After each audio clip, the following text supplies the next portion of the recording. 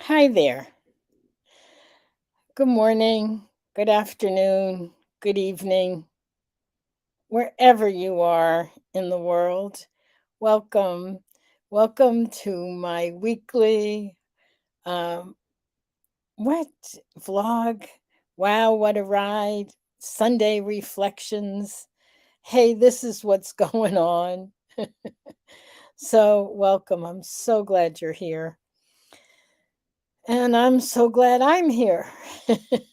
So I've been chatting quite a bit. It's been quite the journey over the past several weeks. And each week I've checked in about what I'm learning.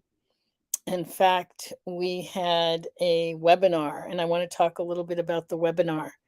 We had the webinar, well, actually, it was a fireside chat on Friday.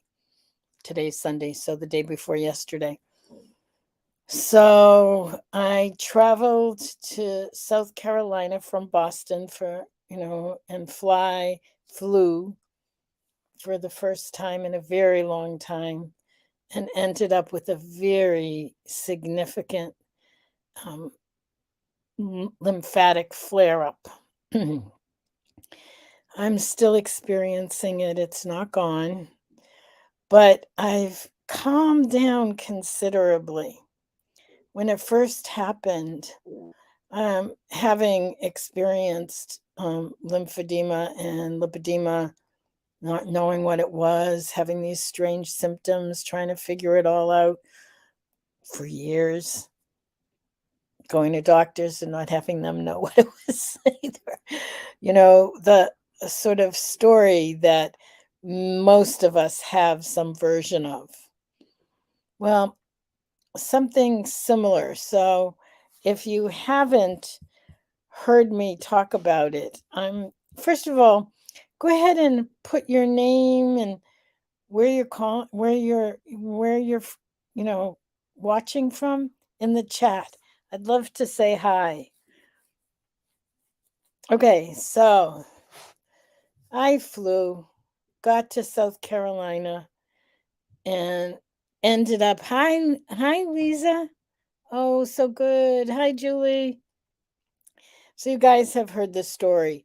So the short version, I blew up when I got to Charleston within a day. My face blew up, my neck, my head, my torso, my belly. I looked like I was 9 months pregnant. Well, 7 months pregnant, but still pretty pregnant. Oh my God. And the thing that was really scary is that I was having trouble breathing.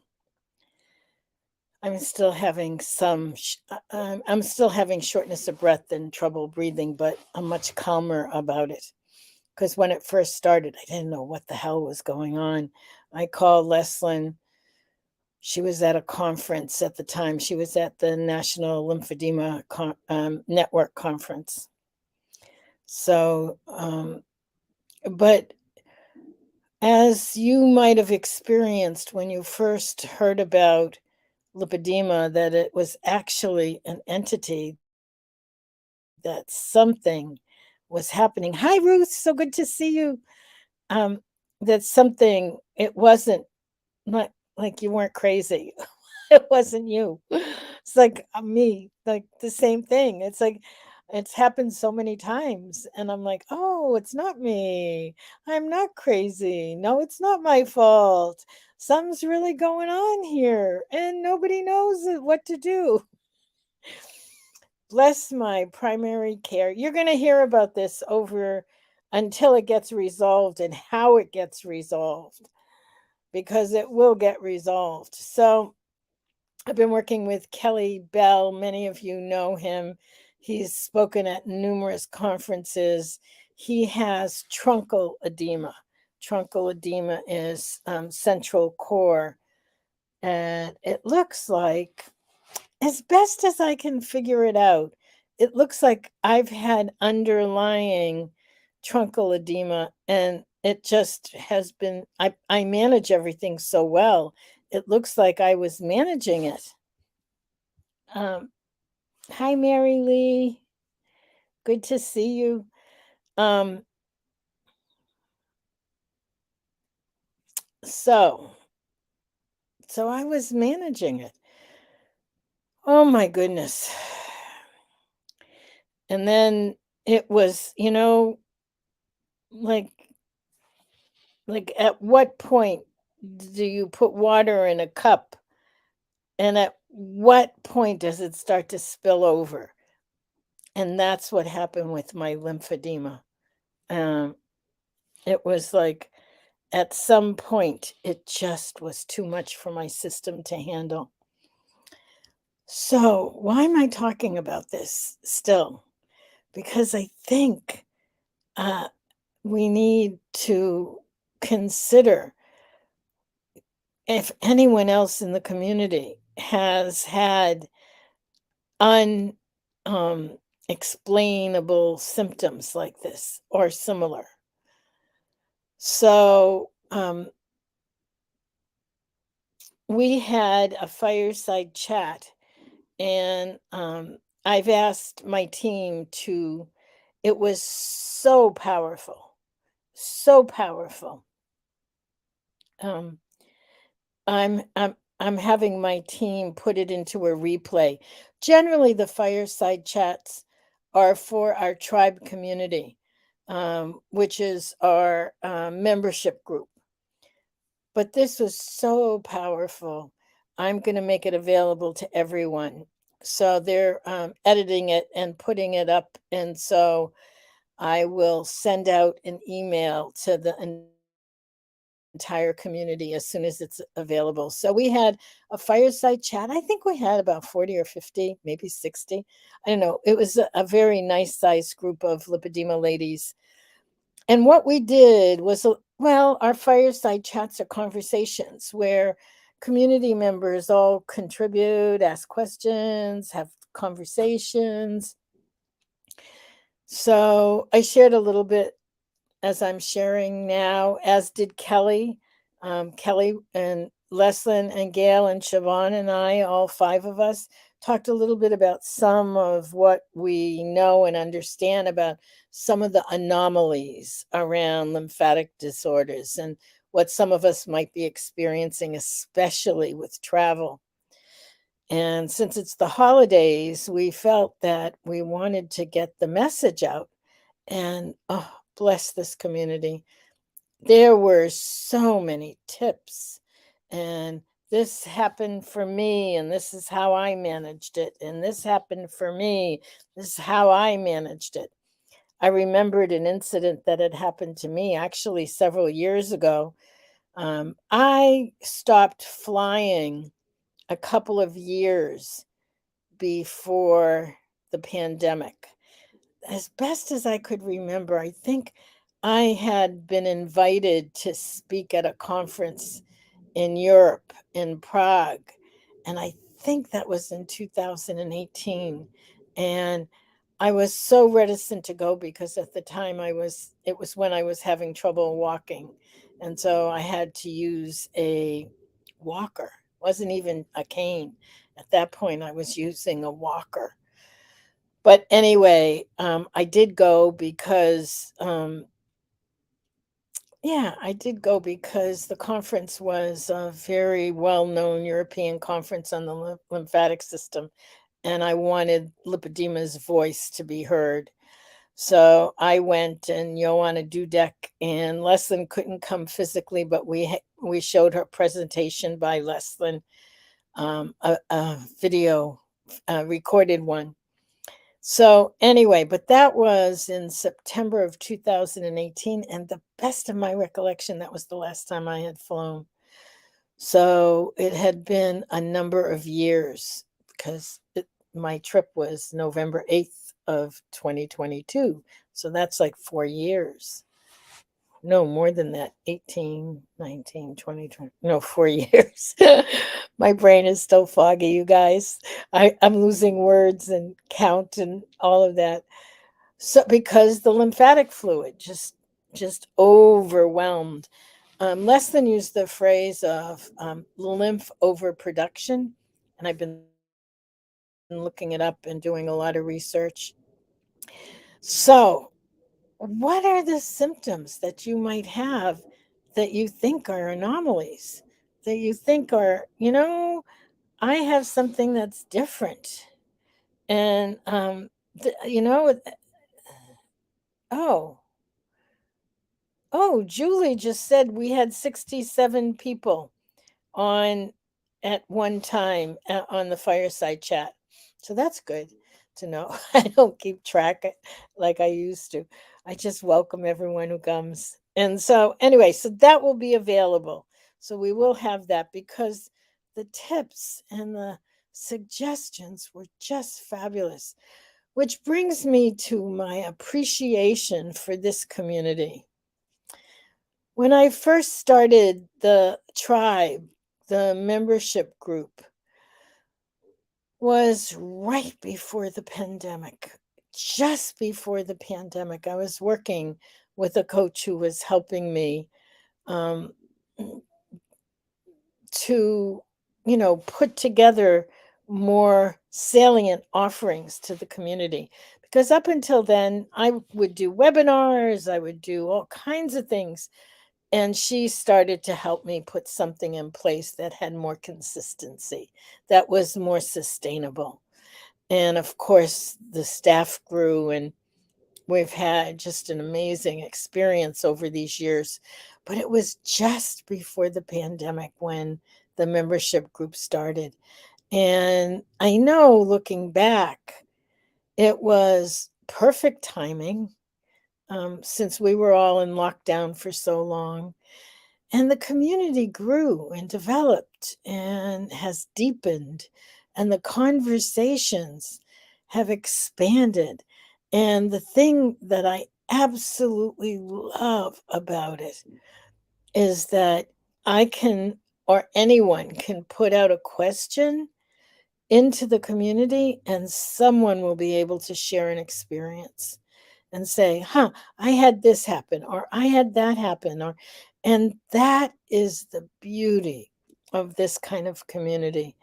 Not only do we have to realize, or I say this to myself, I realize that I'm not alone, that I can get support. I sometimes have to knock on the door. I have to say, hi, I need some help. Not good at that. So I want to show you because I felt like it would be an important thing. I got this. This is an oximeter for measuring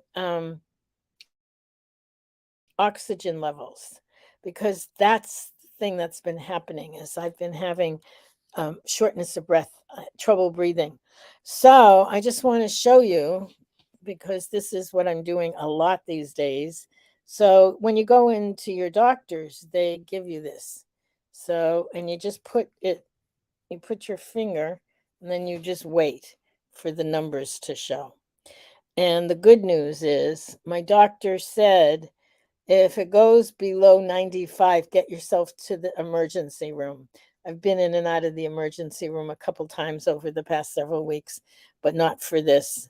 So you can see it says 96, then it says 95.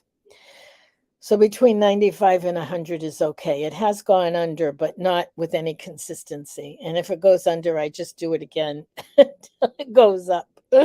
So there it is, 96. So it usually takes a little bit to stabilize 95, but it's okay. It's probably because I'm talking a lot. And when I'm talking a lot, I'm a little out of breath. So, and now it's up to 97. So that's good.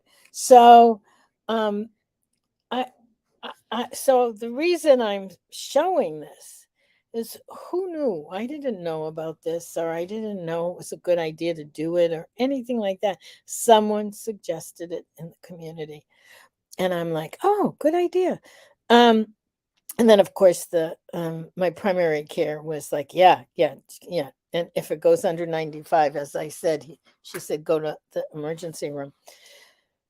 So we have each other's back, and for that I just want to say thank you.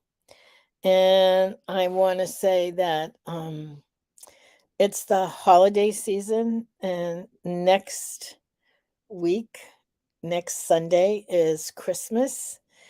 I'm planning to still do this on Christmas. I was thinking of not, but it's like I can't imagine anything more than I would love to celebrate with everyone for 20 minutes. I mean, I can certainly, wherever I am, doing whatever I am, I'm supposed to be at family for Christmas Day, but given what's going on, I might just stay home and have a quiet day.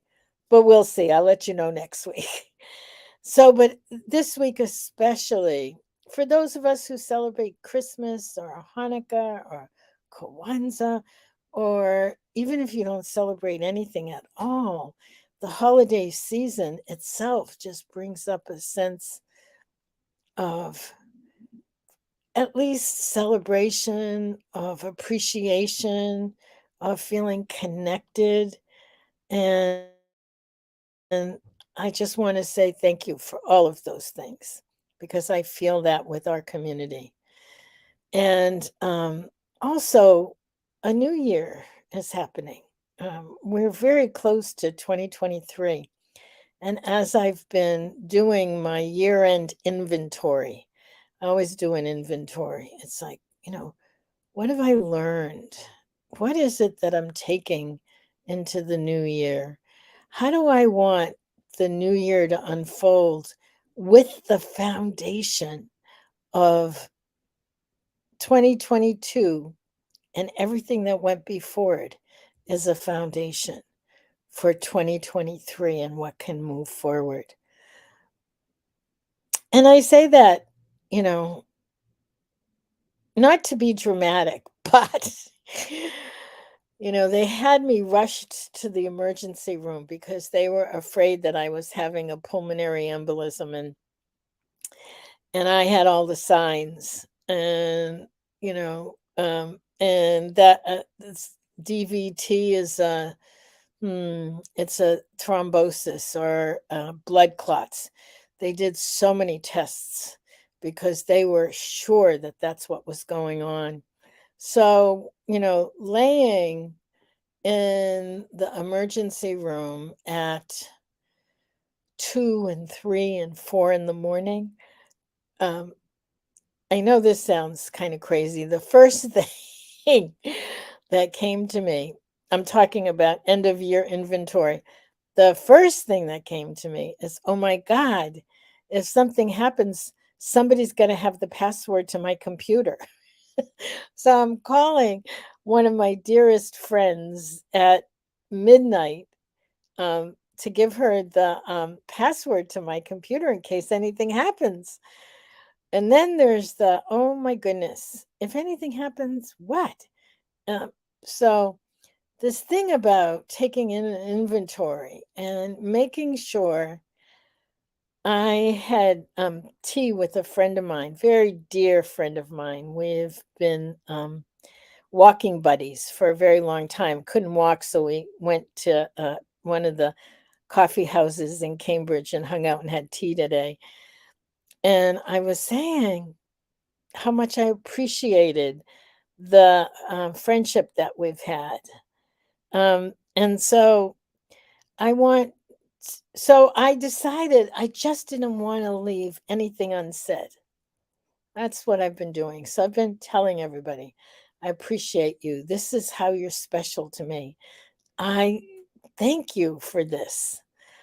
So you're going to be hearing me say this in different ways over the next couple of weeks because I promised myself that I was going to, you know, um, I was going to really acknowledge what's so precious in my life and the people who have been so incredibly precious um, and special and supportive. And, you know, I can tell you that so many times I've thought, this is crazy. What am I doing? I should just, I'm too old for this. And then I get an email from someone who asks a question that I can help with or gives me feedback about something that was meaningful to them, and how precious that is to me. I've often talked about being in the 12 steps. It's a cornerstone for me in my life. Most of my time in 12 steps has been in Overeaters Anonymous because, in addition to having lipedema and lymphedema, I struggled with food for, a long, long time. I still do, but not like I don't binge, or I barely eat up these days because of everything that's going on. But the thing that from the 12 steps that really lingers for me is that, your greatest pain can become your greatest gift.